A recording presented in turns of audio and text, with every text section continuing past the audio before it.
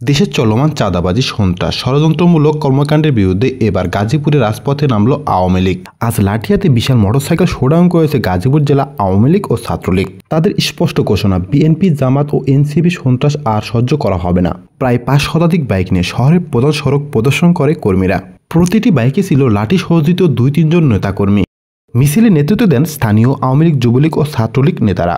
আওয়ামী লীগের এক নেতা বলেন, যারা দেশের উন্নয়নকে ব্যাহত করতে চায়, বিশেষ করে বিএনপি, জামায়াত ও এনসিপির দোসররা, তাদের গাজীপুরে ঠাঁই নাই।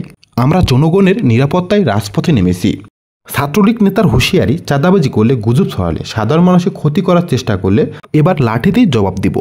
গাজীপুরে বিএনপি, জামাত, এনসিপির নৈরাজ্য আর সহ্য করা হবে না। শোডাউন শেষে সতর্ক করে বলা হয়, জনগণের বিরুদ্ধে ষড়যন্ত্র করলে এবার রাজপথে প্রতিরোধ করা হবে। গণমানুষের স্বতঃস্ফূর্ত সারা সমর্থন ছিল মিছিলের চোখে পড়ার মতো। দর্শক, গাজীপুরে আওয়ামী লীগের এই মিছিলকে কি আপনি সমর্থন করেন? আপনার মতামত তুলে ধরুন কমেন্টসে। ভিডিওটি ভালো লাগলে লাইক দিন, শেয়ার করুন, সবাইকে দেখার সুযোগ করে দিন।